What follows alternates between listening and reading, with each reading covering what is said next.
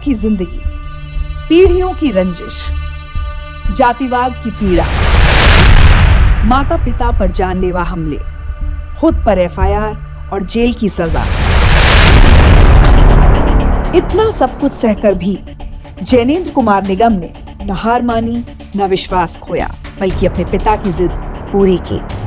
मां को दिया वचन निभाया और हर परेशानी से जूझते हुए डीएसपी बनने का ख्वाब पूरा किया। जैनेंद्र, बहुत बहुत स्वागत है आपका जिंदगी विद रिचा में। Thank you ma'am. अभी आप कहाँ पोस्टेड हैं? अभी मैं नायब तहसीलदार के रूप में मंदसौर डिस्ट्रिक्ट की गरुड़ तहसील में पोस्टेड हूँ। अब डीवाईएसपी जैनेंद्र जी। और ये जिद बचपन से थी? जरा उस जिद के बारे में जाने कि कहाँ से शुरू हुई थी कि डीवाईएसपी ही बनना है और कुछ नहीं बनना। जी मैम, ये जो सपना था वो मेरे पिताजी का था और मेरी दादी का था कि मेरे पिताजी डीएसपी बने, और उसके लिए उन्होंने काफ़ी प्रयास भी किया। उन्होंने 1995 से 1999 तक 5 बार एमपीपीएससी की लगातार मुख्य परीक्षा दी। फिर 1999 के लगभग लास्ट में उनके ऊपर भी कुछ लोगों द्वारा एफआईआर करवा दी गई पिताजी के ऊपर।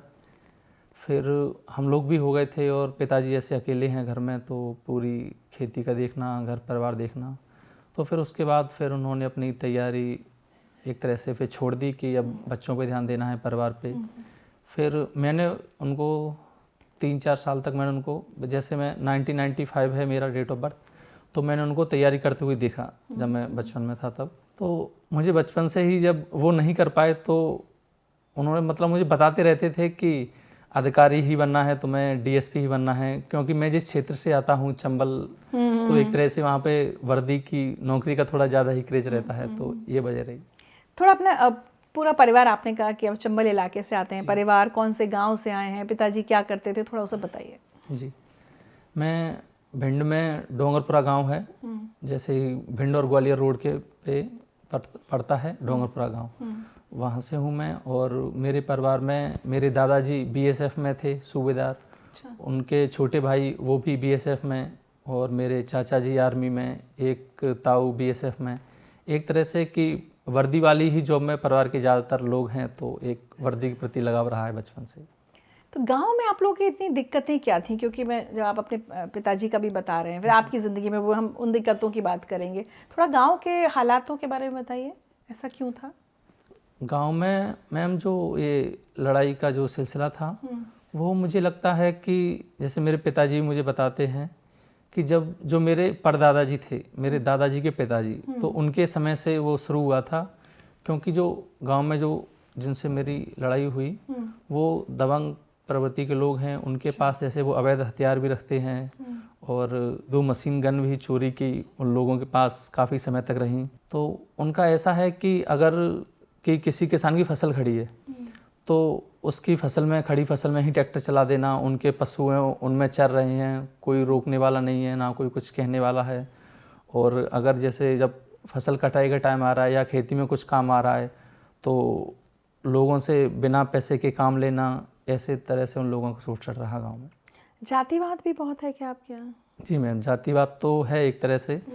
जैसे जो हमें धार्मिक प्रभाव जो और स्टेटों में देखने को मिलता है, वो ऐसा धार्मिक तो कुछ नहीं, पर जाति का थोड़ा ज़्यादा रहता है। बचपन के बारे में बताइए कि जी, आपको कब से ऐसा लगा कि चलिए दादा दादी का मन था कि पापा करें, जी, फिर आपसे उम्मीदें बंध गई परिवार की? जी, बचपन से ही मतलब पढ़ाई में ठीक था, शुरू के कुछ साल तक तो पढ़ाई में ध्यान दिया था। फिर जैसे जैसे बड़ा हो गया, थोड़ा पढ़ाई के प्रति थोड़ा लगाव कम होता गया। फिर 10th में, क्योंकि बोर्ड का एग्ज़ाम था, तो 10th में पढ़ाई की। फिर 12th का बोर्ड का एग्ज़ाम था, उसमें पढ़ाई की, गवर्नमेंट स्कूल से ही पढ़ाई की है। फिर कॉलेज में आया, बीएससी की बायोलॉजी से।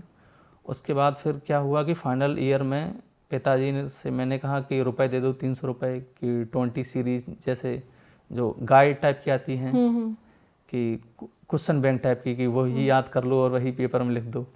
तो पिताजी ने कहा कि ये पढ़ के तुम मतलब अधिकारी बनने की सोच रहे हो, पढ़ाई से अपना मन चुरा रहे हो, और ऐसे अगर बेईमानी से पढ़ोगे फिर कैसे काम चलेगा।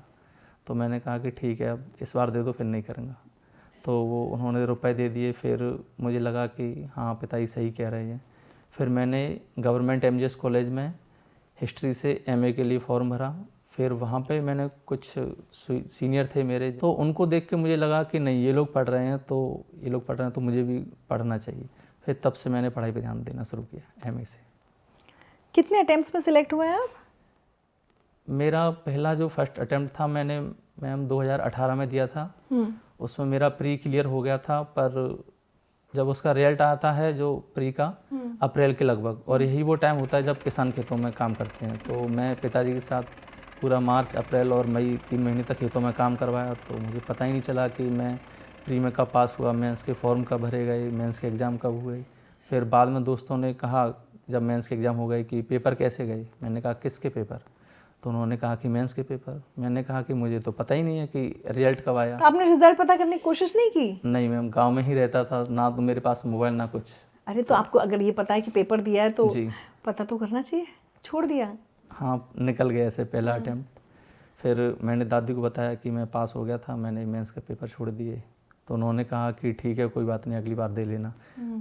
जब पापा ने 5 बार दे दिए तो तुम पहली बार में ही क्यों निराश हो रहे हो। फिर वो चली गई बात। फिर मैंने 2019 में फिर से तैयारी की, और फिर अक्टूबर में जो भी मेरी घटनाएं वगैरह, एफआईआर वगैरह मेरे ऊपर हुई, तो वहीं से शुरू हुआ मेरा। वो घटनाओं पर मैं आऊँगी। अच्छा ये बताइए, गांव वो जो 12th फेल बनी है मनोज शर्मा पर, वो भी उसी इलाके के कहीं के हैं, आसपास के गांव के हैं क्या आपके? जी, उनका गांव मुरैना ज़िले में है। हाँ, और हाँ। मेरा भिंड ज़िले में है। अच्छा, लेकिन पास पास ही है मेरे ख्याल से, नहीं? नहीं, पास नहीं, कम से कम 100 किलोमीटर की दूरी होगी गाँव। अच्छा, अब ये आपराधिक मामले ये क्या हुए और क्यों हुए आपके ऊपर? जो मेरे ऊपर जो पहली एफआईआर हुई थी मैडम, वो जैसे कि 14 अक्टूबर 2019 को, उससे एक दिन पहले कि मेरे फूफा जी आए थे गांव में, तो हमारे घर के ही सामने उन्होंने अपनी कार खड़ी कर दी थी। मगर जो गांव के जो दबंग लोग थे, उन्होंने कि आपने गाड़ी यहाँ क्यों खड़ी की, हमें रास्ता नहीं मिल रहा है निकलने के लिए, जबकि काफ़ी जगह थी निकलने के लिए। तो इस बात पे उनसे लड़ाई कर ली। फिर अगले दिन, फिर 14 अक्टूबर 2019 को पिताजी गए उनके पास, मतलब हम लोग खेत जो उतरे थे, मैं, पिताजी और मेरा भाई, 3 लोग ट्रैक्टर से। तो उन्होंने कहा कि मेरे पिताजी ने उनसे कहा कि आपको अगर लड़ना ही है, अगर कुछ करना है तो हमसे बोलिए, हमारे रिश्तेदारों से क्यों गाली देते हैं, वो कौन से यहाँ आ रहे हैं, कौन से यहाँ पे रह रहे हैं। तो फिर वो 2 भाई थे, और फिर उन्होंने और बुला लिए थे कॉल लगा के। तो ऐसे उन्होंने हमारे साथ मारपीट की, और जब हम एफआईआर लिखाने गए थाने में, तो वो लोग भी पहुंच गए, और जबकि उसका पूरा वीडियो था घटना का, और पुलिस ने हमारे ही खिलाफ एफआईआर कर ली। मतलब हमने भी उन पे की एफआईआर, क्योंकि उन्होंने तो क्राइम किया, तो उसका वीडियो पूरा बना था। फिर उन्होंने हमारे खिलाफ, पुलिस ने एफआईआर लिखवा ली उनकी तरफ से, क्योंकि पुलिस भी उनके सपोर्ट में थी कि जब क्रॉस एफआईआर हो जाएगी तो कहीं ना कहीं कॉम्प्रोमाइज़ हो जाएगा केस में, इसलिए। फिर उसके बाद मैम 15 अक्टूबर 2019 को अगले दिन हम लोग फिर गए गांव में। फिर वहाँ पे खेत वगैरह जोत रहे थे, तो वो 3 लोग फिर से आए, फिर से हमारे साथ मारपीट की, और मेरे भाई पर कुल्हाड़ी से हमला किया, यहाँ से यहाँ तक उसकी गर्दन पे कट लग गया था कुल्हाड़ी का। तो उसमें हम गए थाने पे, एफआईआर लिखवाई। तो वो अपनी माताजी को लेके गए कि मतलब हमने उनके साथ मारपीट की है, उनके घर पे हमला बोला है, और उनकी माताजी ने क्रॉस एफआईआर करवा दी हमारे ऊपर झूठी, जबकि ऐसा कुछ नहीं हुआ था। उसका ही पूरा वीडियो था घटना का। फिर पुलिस ने उस दिन हमको अरेस्ट कर लिया, क्योंकि एफआईआर हो चुकी थी, तो हमको अरेस्ट कर लिया और थाने में भी रखा। फिर थाना प्रभारी ने, पूरी रात थाने में रहे। थाना प्रभारी ने पिताजी से बोला भी कि थोड़ा ऐसे गाली गलौज टाइप में पुलिस की वो रहती है कि क्यों लड़ रहे हो उन लोगों से, गांव छोड़ दो, अपनी ज़मीन बेच दो, उन्हें क्यों अपने बच्चों का नुकसान कर रहे हो, वो पढ़ने लिखने वाले लड़के हैं, उन पे केस करवा रहे हो तुम, ऐसा होगा। तो मतलब पुलिस वाले कहीं ना कहीं आपको क्या डराने की कोशिश कर रहे थे, या आपके प्रति सहानुभूति थी कि भाई चले जाओ गांव छोड़कर, क्या चाहते क्या थे वो? मुझे ऐसा लगता है कि मैम कहीं ना कहीं पुलिस वाले उनकी तरफ मिले हुए ही थे, क्योंकि जो बाद में भी ऐसी घटनाएं कुछ हुई, जैसे मैं आपको बताऊं, एक जब ये हो गया अक्टूबर में, उसके बाद हमें अगले दिन 17 अक्टूबर को हमें मजिस्ट्रेट के सामने लेके गए। फिर मजिस्ट्रेट ने मुझे और पिताजी को और मेरे भाई को जेल भेज दिया। तो जेल से और जो कोर्ट है लगभग 600-700 मीटर की दूरी रही होगी। तो इतनी दूर तक पुलिस हमको, जैसे जो आजकल जो अपराधियों को हथकड़ी लगा के एक तरह से जुलूस निकाल के लेके जाती है पुलिस, वैसे ही मुझे हथकड़ी लगा के पिताजी को और भाई को मेरे को हथकड़ी लगा के और जुलूस टाइप का निकाल के लेके गए थे जेल तक। फिर जेल में रहे कुछ दिन। वहाँ पर जब पहले दिन तो कुछ नहीं करवाया, शाम को गए थे जेल में। अगले दिन से जैसे मेरा जो जेल की बैरक होती है वो मेरी दूसरी उस पे थी, फ्लोर पे। तो वहाँ पर मुझसे कहा कि नीचे से पानी भर के लेके आओ और वॉशरूम साफ़ करो, क्योंकि हर एक उसका बैरक का वॉशरूम होता है। तो बोला कि ये वॉशरूम साफ़ करो और पूरा फर्श साफ़ करना है इस हॉल का, और इसमें पोछा लगाना है। तो 2 दिन तक ये काम करवाया उन्होंने। फिर उसके बाद कुछ दिनों बाद ज़मानत करवाई मेरी बड़ी बुआ जी ने मेरी। फिर हम लोग बाहर आए जेल से। फिर उसके 1-2 महीने बाद जब मेरे पिताजी गांव गए और मेरी माताजी, तो उन लोगों के द्वारा, वो 12 लोग थे, तो उनके द्वारा मेरे पिताजी माताजी को घेर के पीटा गया। 8 लोगों ने बंदूक के बट और जो डंडे आते हैं, लाठी बड़ी बड़ी जैसी हरियाणा में चलती हैं, उसके नीचे वो लोहे के रिंग लगे होते हैं। माँ को भी मारा? हाँ, उनको भी पीटा। और फिर मेरी माँ भागी तो 3 लोग उनके पीछे की जाति सूचक गालियाँ देते हुए कि पकड़ो इसको, इसका रेप करेंगे। और मेरी माँ अलग पिताजी को छोड़ के रोड भाग गई और पिताजी को वो 8 लोग खेतों में पटक के पीटते रहे। फिर जब मैं उसकी जब माता जी ने मुझे कॉल लगाया, एक पंडित जी मिल गए थे रास्ते में, उनको रोते हुए कि ऐसे ऐसे एक नंबर लगा दो। फिर मुझे कॉल लगाया, मैं थाने पे अपने भाई को लेके।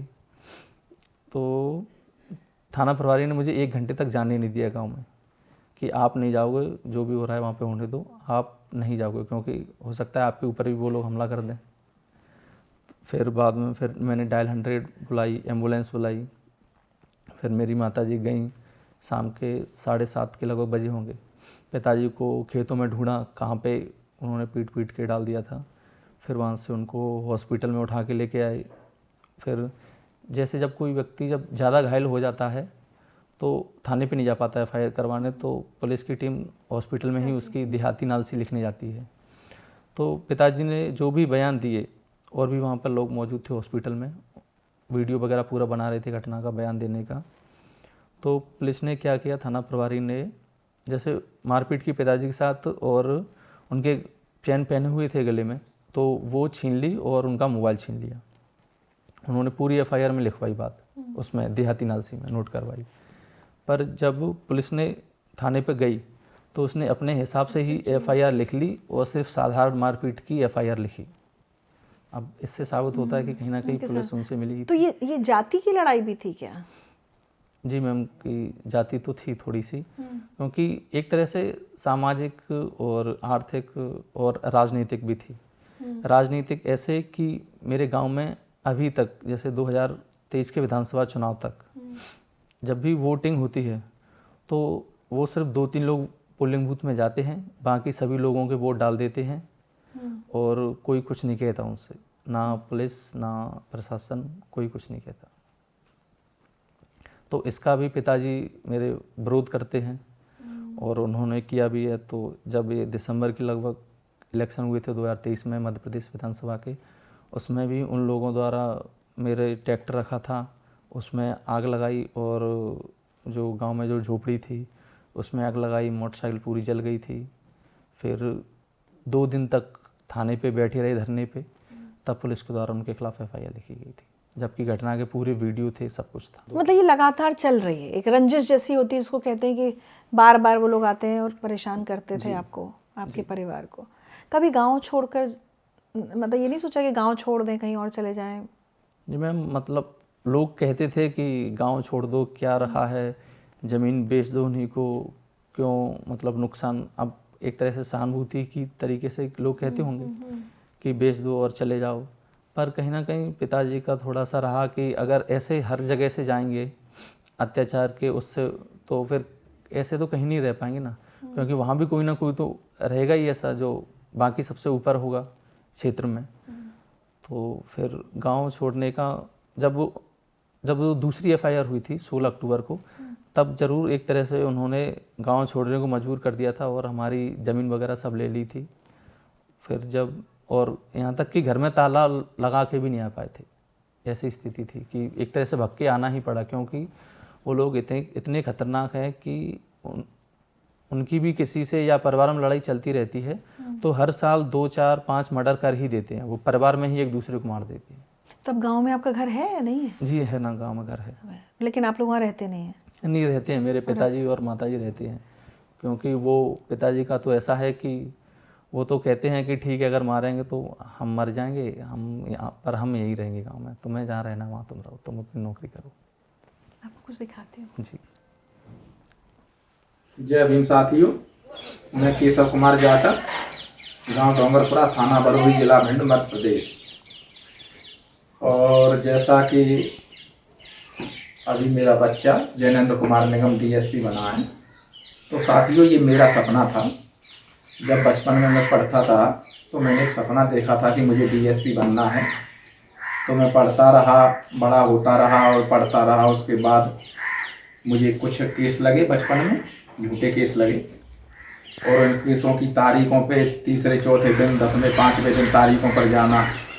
तो इस तरीके से मैं एनटीपीएससी की परीक्षाएं भी देता रहा, तैयारी करता रहा, लेकिन मैं डीएसपी नहीं बन सका। लेकिन मेरा बेटा जैनेंद्र कुमार निगम, जो मध्य प्रदेश लोक सेवा आयोग की परीक्षा से 2023 की जो परीक्षा थी उसका 2025 में रिजल्ट आया है, उसमें उप पुलिस अधीक्षक बना है। तो ये मेरा सपना था, उसे तमाम संघर्षों, कठिनाइयों और दुखों के बावजूद मेरे बेटे ने साकार किया है और अब वो पुलिस अधीक्षक के पद पर चयनित हुआ है। तो मुझे बहुत खुशी हो रही है साथियों। इतने कष्ट, इतनी परेशानियां कि जो परेशानियां मैंने अपने जीवन में शिक्षा काल के दौरान जो परेशानियां मैंने भोगी थी, वही मेरे बच्चों को भी भोगनी पड़ी। झूठे केस लगे, कई बार जेल गए, घर जलाया गया, और सारे परिवार का दिल्ली में एक्सीडेंट करा के हत्या का प्रयास हुआ। उसके बावजूद मेरे बेटे ने कभी हार नहीं मानी। वो 2020 में नायब तहसीलदार बना, 2021 में उसका सिलेक्शन हुआ नहीं, 2022 में सहायक संचालक स्कूल शिक्षा विभाग बना और 2023 में उप पुलिस अधीक्षक बना।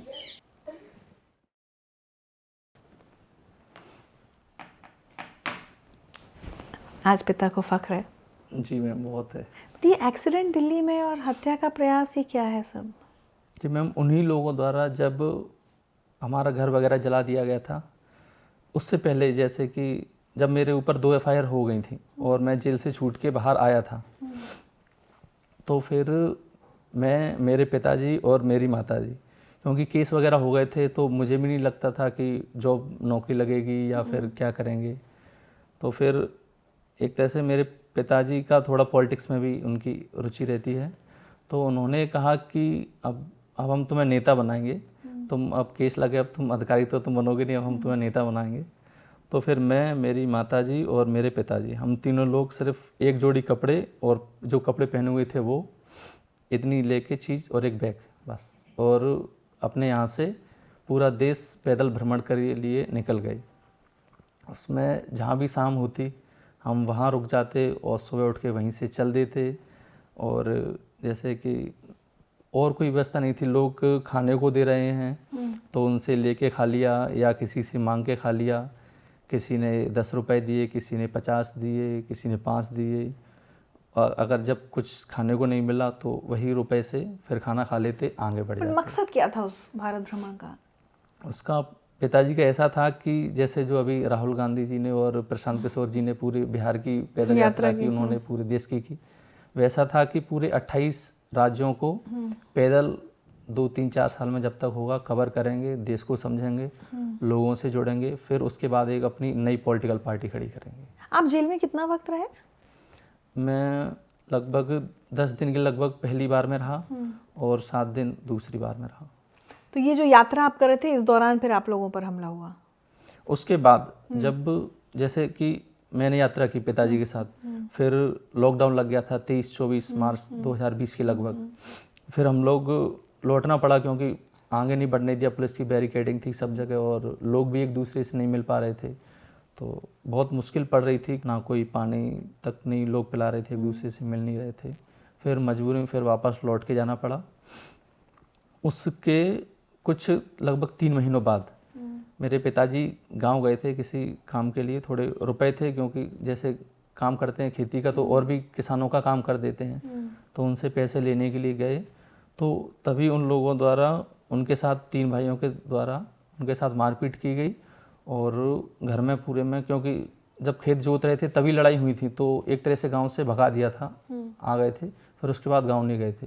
तो जो पूरा डीजल वगैरह क्योंकि किसान लेके रखते हैं, क्योंकि बार बार शहर कौन जाएगा लेने, तो उसी डीजल से पूरे घर में छिड़क के आग लगा दी और पिताजी को उसी में फेंकने की कोशिश की, पर वो जैसे तैसे उन लोगों से बच के रात में मतलब खेतों से भगते भगते तब रात में 12-1 बजे के लगभग 20 किलोमीटर उन्होंने दूरी तय करके तब घर आए। फिर पुलिस स्टेशन गए अगले दिन सुबह और पुलिस द्वारा FIR नहीं लिखी गई। फिर 3 दिन तक मैं, पिताजी, मेरे भाई, दादा दादी और भी रिश्तेदार थे, SP ऑफिस पे धरना दिया।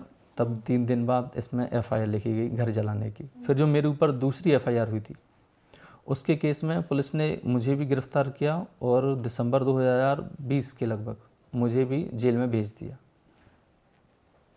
मतलब जैनेंद्र, मुझे समझ में आ रहा है कि परिवार का एक सालों का संघर्ष जी और उस बीच आपके पिता पर कई बार जानलेवा हमले, जी आपको जेल भेजा गया, मारपीट हुई। इस बीच एक कोई इंसिडेंट ये हुआ था, अपनी माँ के हाथ पे आपने लिखा था मैं DSP बनूंगा, ये घटना कब की है? ये घटना जब मैं दिसंबर 2020 में मैं जेल में गया, उसके बाद मैं 8 जनवरी को मेरी बड़ी बुआ ने मेरी जमानत करवाई 2021 में। ये दूसरी बार है? जी।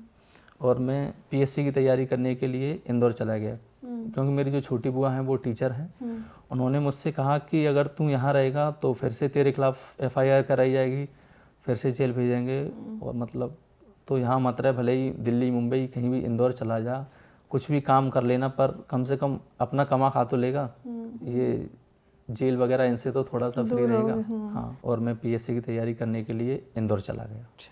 फिर क्या हुआ कि मेरा जुलाई 2021 में मेरा 2020 PSC का उसका प्री एग्ज़ाम होना था।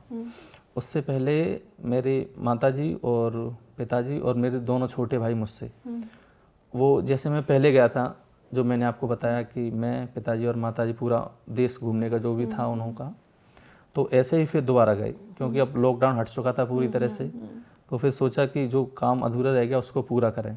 तो वो चारों लोग गए, तो यहीं दिल्ली में उन लोगों, जो गांव की जो पार्टी थी, उनके द्वारा यहाँ दिल्ली में उनका एक्सीडेंट करवा दिया गया। तो कैसे पता आपको उन्होंने ही कराया? क्योंकि वो बाद में फिर FIR वगैरह करवाई, पापा को जानकारी है इसकी, मैं तो उस समय इंदौर में था।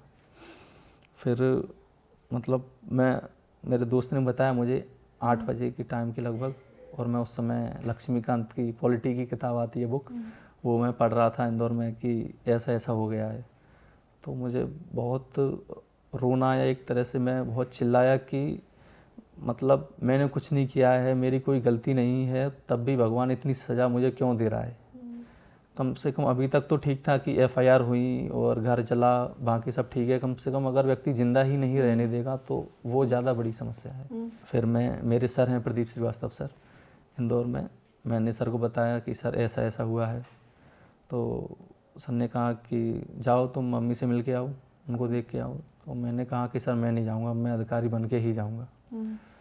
फिर सर ने मुझे समझाया कि नहीं, ऐसा नहीं होता है, अगर तुम DSP बन गए, तुम कलेक्टर बन गए, और भगवान ना करे अगर मम्मी नहीं रही, तो तुम किसको दिखाओगे कि मैं बन गया हूँ। फिर सर ने मुझे थोड़े से रुपए दिए और फिर मैं इंदौर से दिल्ली आया। मैंने उस दिन पहली बार पिताजी को रोते हुए देखा अपने जीवन में।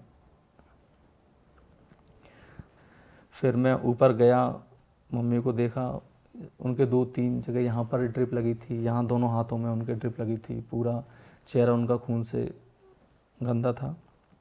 तो मुझसे उनकी हालत देखी नहीं गई, और उस समय मैंने अपने आप से वादा किया कि चाहे कुछ हो जाए, भले ही मुझे कुछ भी करना पड़े, पर मैं अधिकारी बन के, DSP बन के ही उनको दिखाऊंगा।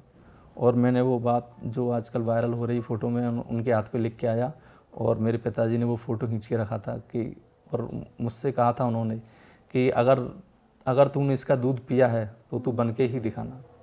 क्या लिखा था आपने? माँ मैं डीएसपी बन के आऊँगा। हाँ, मैंने लिखा कि माँ मैं पूरी मेहनत करूँगा और मैं आपको कुछ बन के दिखाऊँगा मैं।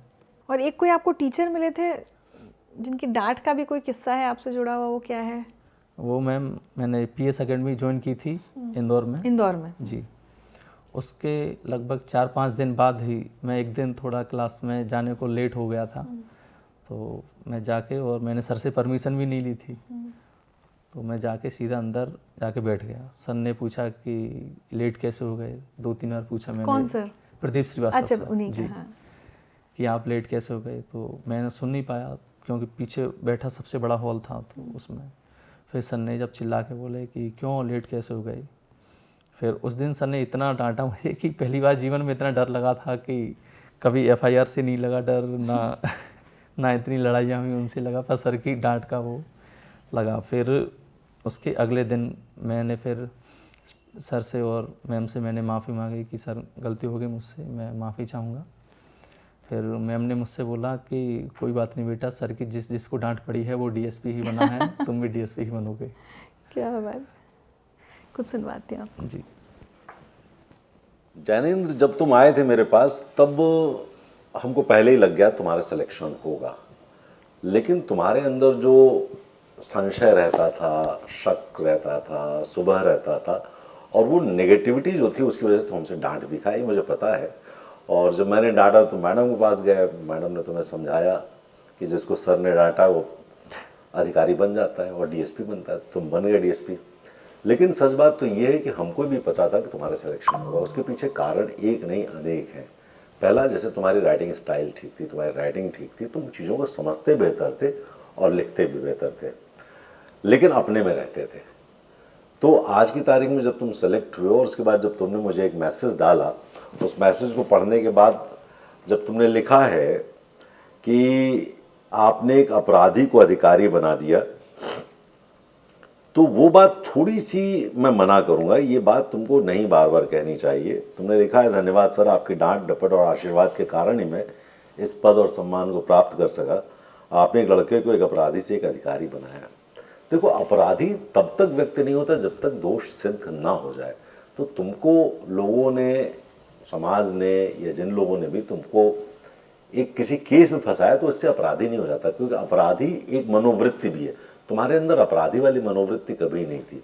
तुम एक अच्छे बच्चे थे और आज भी अच्छे बच्चे हो, जब हमको मिले तब भी अच्छे थे, और इसीलिए मेरा निगाह तुम पे थी कि तुम्हारा सिलेक्शन होना चाहिए। इसलिए थोड़ी सी डांट डपट तो पड़ी, लेकिन आज तुम सेलेक्ट हो गए, मुझे अच्छा लग रहा है। खूब ढेर सारे उन्नति करो और खूब प्रगति करो, नाम कमाओ और अच्छा करो। आज इस पॉडकास्ट में मुझे बोला गया कि आप बोल दे क्वेश्चन के बारे में, तो मैंने कहा चलो मैं एकदम सच ही बोल देता हूँ, इस लड़के का सिलेक्शन तो होना ही था, ये मुझे पता था। Thank you.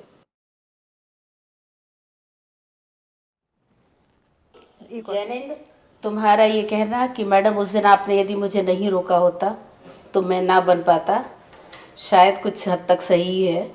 क्योंकि मुझे लगता है कि यदि गुरु और शिष्य के बीच में आपस में यदि पता है कि किसकी क्या समस्या है, तो गुरु को समझना बहुत ज़रूरी होता है।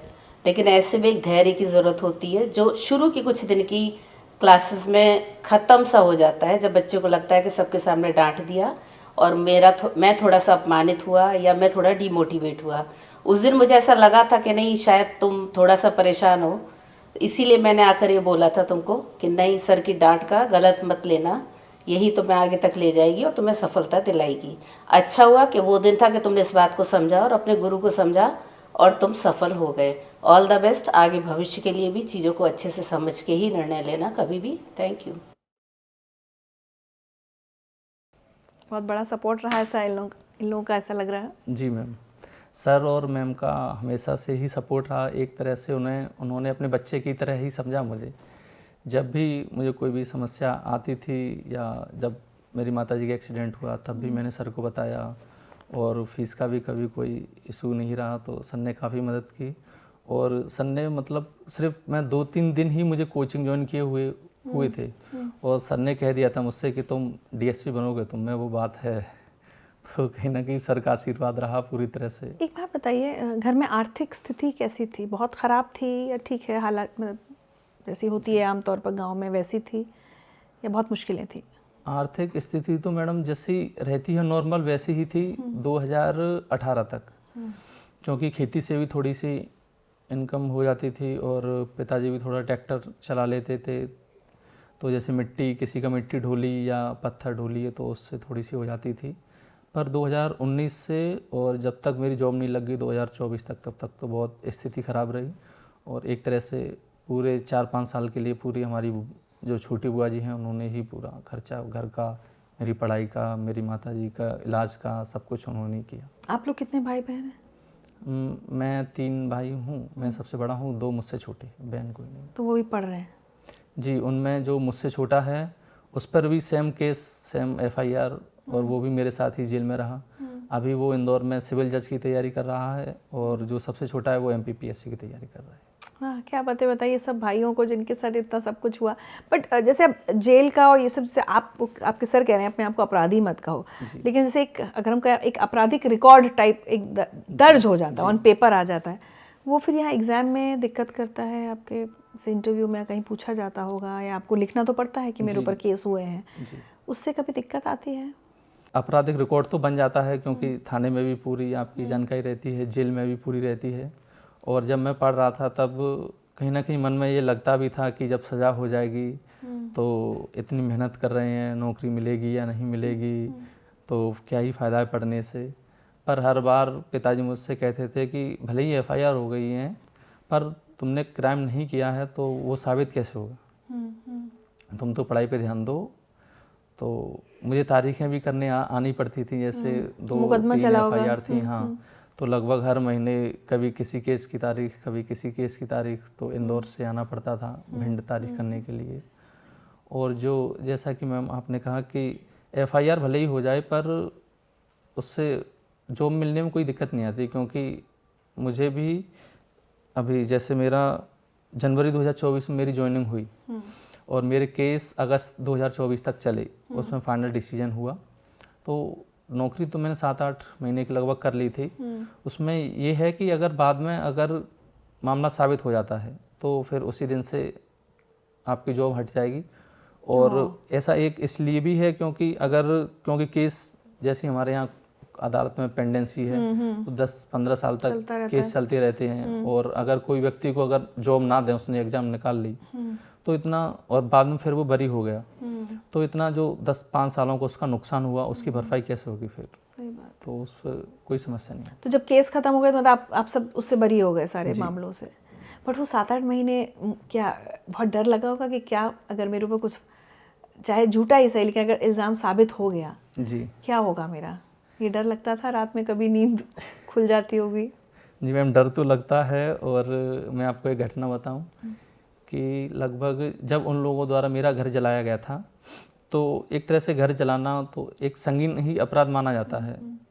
तो पुलिस ने समझाया होगा, भले ही उन लोगों को या उनके वकील ने समझाया होगा, तो उन्होंने क्या किया कि अपने आप को ही गोली मार ली थी पैर में और 307 की FIR मेरे परिवार के ऊपर करवा दी। और उस समय मैं इंदौर में था, बात है अप्रैल की। तो पिताजी ने मुझसे कहा कि ऐसा ऐसा हुआ है और तुम्हारी FIR में नाम आ जाएगा तुम्हारा और तुम यहाँ पे हो नहीं। तो फिर पिताजी ने मुझसे कहा कि एक काम करो, रात में ही लगभग मुझे कॉल लगा के जगाया, रात में 12 बज चुके थे। तो उन्होंने मुझे जगाया कि कैसे तुम बचोगे इससे, कैसे साबित करोगे? तो उन्होंने मुझसे कहा कि एक काम करो, तुम अभी जाओ किसी ATM से रुपए निकालो तुम, ताकि ATM के कैमरे में तुम आ जाओ, उसमें रिकॉर्ड हो जाओ तुम, ताकि भविष्य में तुम उन केसों से बच पाओ। तो फिर मैं रात में ही, अंकल ने लॉक लगा दिया था मेन गेट का, पर मैं वो दीवार कूद के मैं गया और 1 किलोमीटर दूर इंदौर में मैंने ATM से रुपए निकाले, 500 रुपये। वो पूरी उसमें कम से कम 10-5 मिनट तक मैं ATM में खड़ा रहा कि ताकि रिकॉर्डिंग में मैं आ जाऊं। फिर इस तरह मैं एक केस से बचा। कैसा जीवन, कभी लगता है कि जैनेंद्र के मेरा एक आम बच्चों की तरह एक नॉर्मल चाइल्डहुड क्यों नहीं थी, एक बचपन जिसको मैं एंजॉय कर पाता, खेलता कूदता, ये कहाँ फंस गया मैं? ये लगता तो था मैडम जब तक सिलेक्ट नहीं हुआ था। फिर जब उसके बाद हो गया तो लगता है कि हाँ वो भी ज़रूरी था, अगर वो सब नहीं होता तो शायद मैं यहाँ पे नहीं होता। चलिए तो मैसेजेस और सुनते हैं फिर। हेलो जैनू भाई, कैसे हो? सब बढ़िया। जैनू को मैं बचपन से जानता हूँ और उसको बताना चाहता हूँ कि उसके अंदर एक बहुत ही अच्छा गुण था कि वो जिस काम के पीछे लग जाया करता था शिद्दत के साथ उसको पूरा करता था। हम लोगों ने एमए तक कोई पढ़ाई में ज़्यादा ध्यान नहीं दिया था, वो भी जानता है जैनू। उसके बाद शायद है कि तकदीर को कुछ और ही मंजूर था। गांव में वो घटनाएं हुई जिनसे हमारे जीवन में वो बुरा वक्त आया।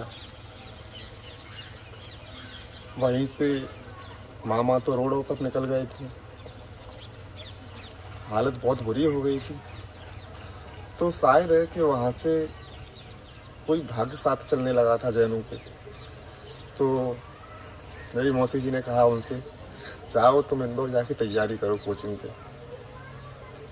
तो उन सभी केस जब उसके ऊपर लदे हुए थे तब उसके मन में ये विचार आया कि मुझे इंदौर जाके कोचिंग करनी चाहिए, और वो गया।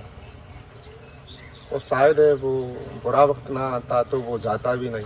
तो उस बुरे वक्त को लेकर मैं एक बात कहना चाहता हूँ, बुरा वक्त उस तिजोरी की चाबी है जहाँ से सफलता के हथियार मिलते हैं। जय हिंद जैनू भाई, आगे बढ़ना है और रुकना नहीं है, वैसे ही आगे निरंतर बढ़ते रहो। जय हिंद।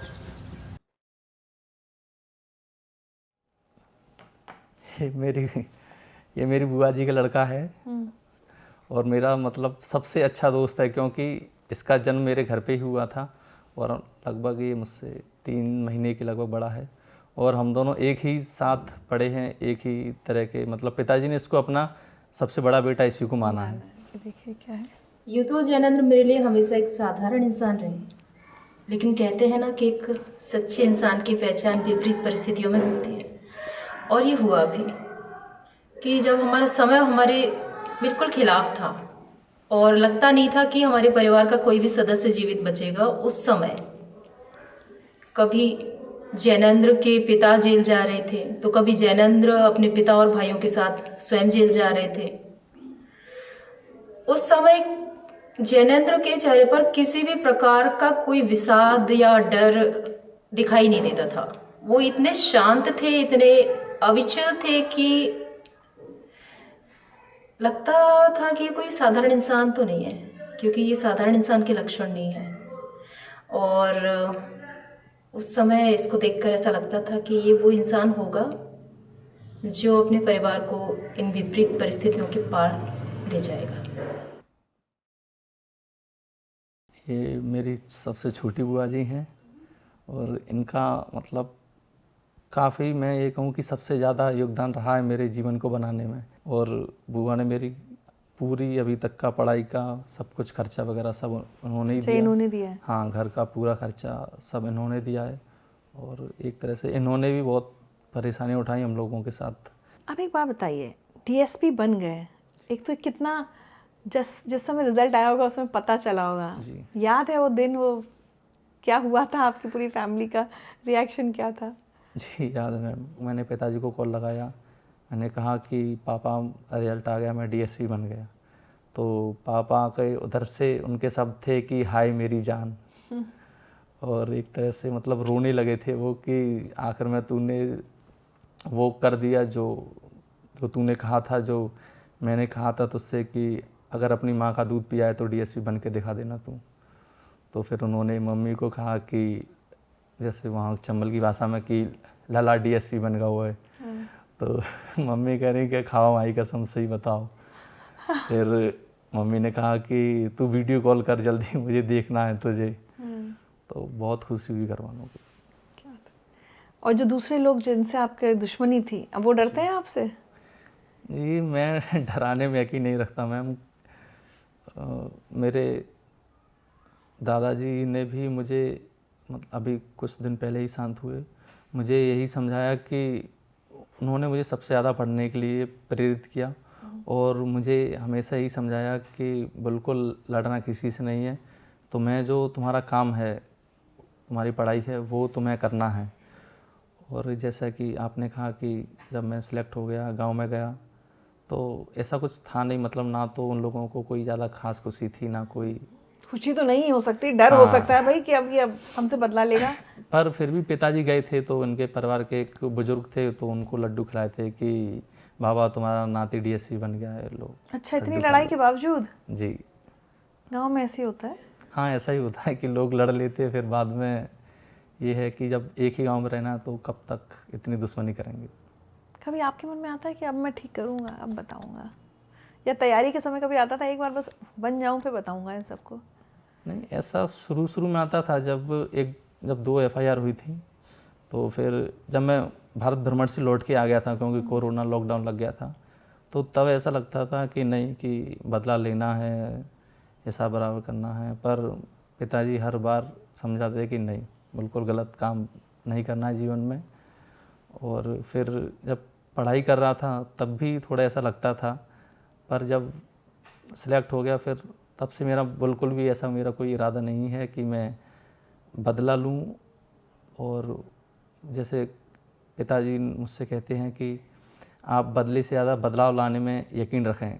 जैसे एक शेर है, वो मुझे सुनाते हैं कि ना तीर निकालो ना तलवार निकालो, ना तीर निकालो ना तलवार निकालो, जब तोप मुकाबिल हो तो अखबार निकालो। तो वही उनकी बातें सुन के, और मुझे लगता है कि मैं बदला अगर ले भी लेता तो कहीं ना कहीं कोई मुझसे प्रभावित नहीं होता, ना लोग मुझसे कुछ सीखते।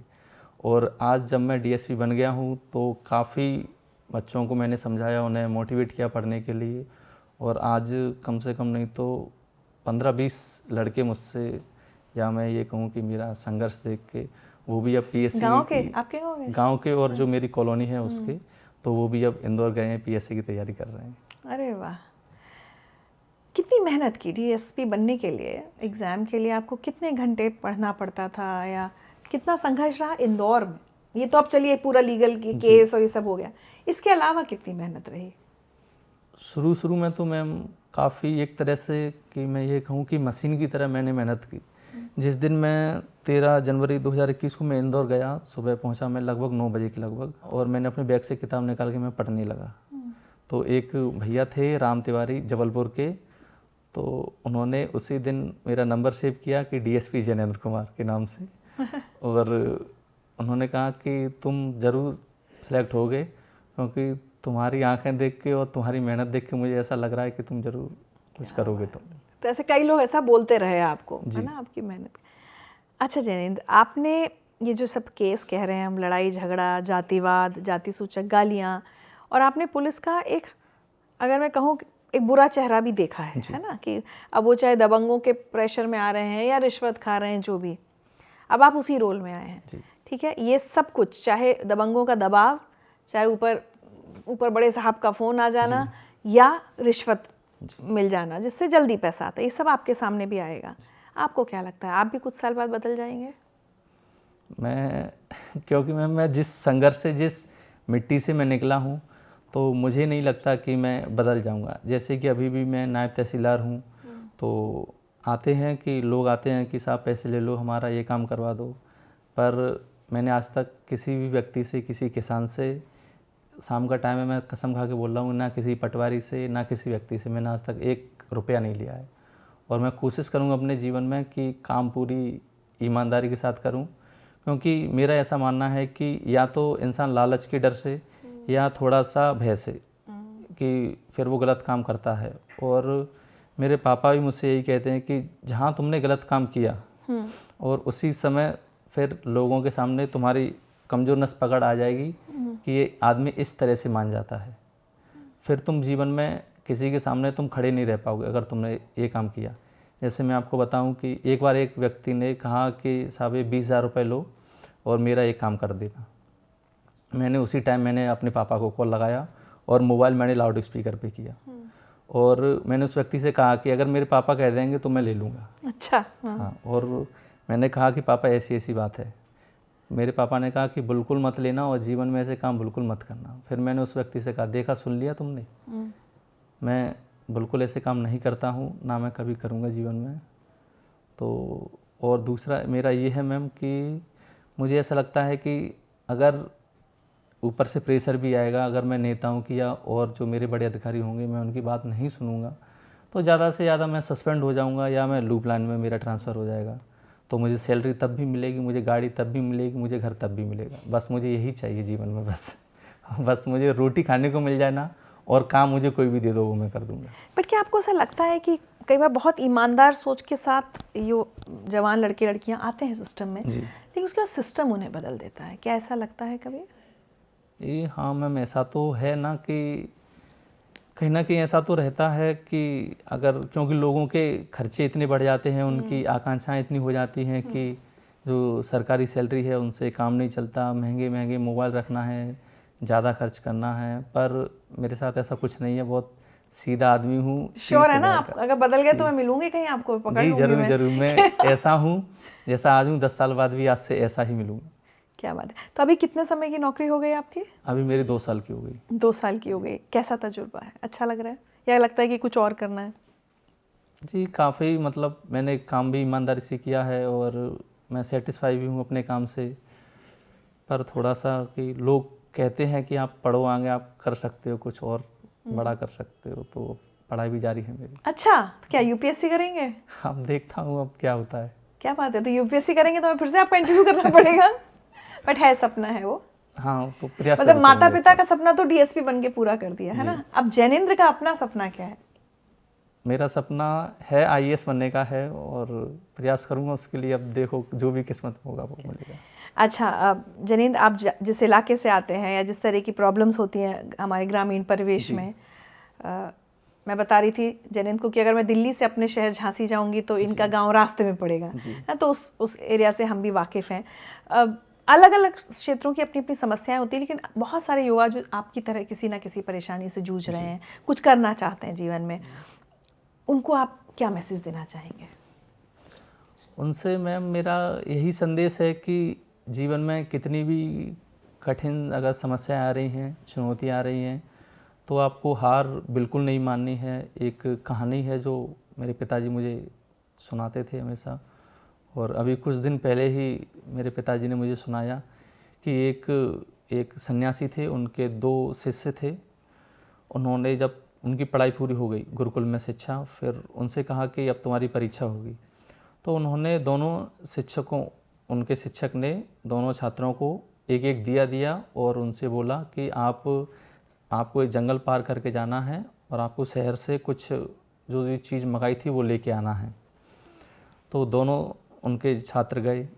एक थोड़े आधे रास्ते में गया और उसको फिर लगा कि बहुत दूर है, घना अंधेरा है, कैसे जाऊंगा, जानवरों का डर है, तो वो वहाँ से वापस आ गया। जबकि जो एक दूसरा छात्र था वो गया आगे, एक एक कदम आगे बढ़ाता गया, और वो देखता गया कि कहीं ना कहीं जब वो एक कदम आगे बढ़ा रहा है तो रोशनी भी एक कदम आगे बढ़ रही है दिए की। तो इस तरह वो एक एक कदम आगे बढ़ाता गया और वो अपनी मंजिल तक पहुंच गया। फिर जब वापस आया तो फिर उनके जो भी थे, उनके गुरुजी, उन्होंने कहा कि यही तुम्हारी परीक्षा थी। अगर तुम्हें मंजिल दूर लग रही है या बड़ी है तो उसको एक एक कदम बढ़ा के आपको वहाँ तक जाना है। जहाँ तक देख सकते हैं आप वहाँ तक जाओ, जब आप वहाँ पहुँचेंगे फिर आप आगे देखने लगे। तो इस तरह से राह खुलती जाती है, और चीज़ों को अगर टारगेट बड़ा है तो छोटे छोटे टुकड़ों में बांट लो, और हर दिन कुछ ना कुछ उसमें प्लस करते ही रहो, कुछ ना कुछ ऐड करते ही रहो, और पेशेंस ज़रूर बना के रखना है, तो निश्चित रूप से आप सफल होंगे। क्या बात है। अच्छा, एक सवाल और मेरे मन में आया। कई बार क्या होता है, बहुत बच्चों की कहानियां सुनते हैं कि भाई वो परिवार ये सब फंसा था तो हमें लगा हम भी हथियार उठा लें, है ना, क्योंकि जब आपका सामना दबंगों से हो रहा है तो आपको लगता है भाई हम इनसे कैसे लड़ पाएंगे, हम भी बंदूक उठा लेते हैं, हम भी लाठी उठा लेते हैं। कभी आपके मन में उस तरह का गुस्सा नहीं आया कि ठीक है अब मैं भी इनको बताता हूँ, फिर तो करियर आपका क्या ही बनता, फिर तो डीएसपी तो आप नहीं होते कभी? लेकिन ये एक टेम्पटेशन आया कभी कि ऐसा करें? ऐसा आया मैम, जैसे कि जिस दिन मैंने आपको बताया कि मेरे 12 लोगों द्वारा मेरी माताजी पिताजी को पीटा गया, तो मैं जब थाने पे गया और 1 घंटे तक बैठा रहा, और थाना प्रभारी ने ना तो पुलिस भेजी ना कुछ किया, तो उस पर ज़रूर मैंने गुस्सा आया थाना प्रभारी को, और मैंने कहा कि मैं तेरा बॉस बन के ही आऊँगा तब मैं तुझे बताऊँगा। तो गुस्सा तो आता था, पर हथियार उठाने कभी नहीं सोचा मैंने। चलिए, ये गुस्सा तो अच्छा है कि मैं तुम्हारा बॉस बन के आऊँगा। अगर आप एक पुलिस वाले से कह रहे हो तो मतलब कहीं ना कहीं बहुत अच्छी जिद आपके अंदर है। बहुत अच्छा लगा जैनेंद्र आपसे बात करके, थैंक यू सो मच। और जैसा मैंने पहले भी कहा कि माता पिता के सपने पूरे किए हैं, अब अपने सपनों की तरफ काम कीजिए और बहुत सारी हमारी शुभकामनाएं आपके साथ हैं। और बहुत ईमानदारी के साथ पुलिस की नौकरी कीजिए। हमें हमें ऐसे बहुत सारे ऐसे लोग चाहिए जो सिस्टम को ईमानदारी के साथ बदलें। कुछ तोहफे हैं हमारी तरफ से आपके लिए।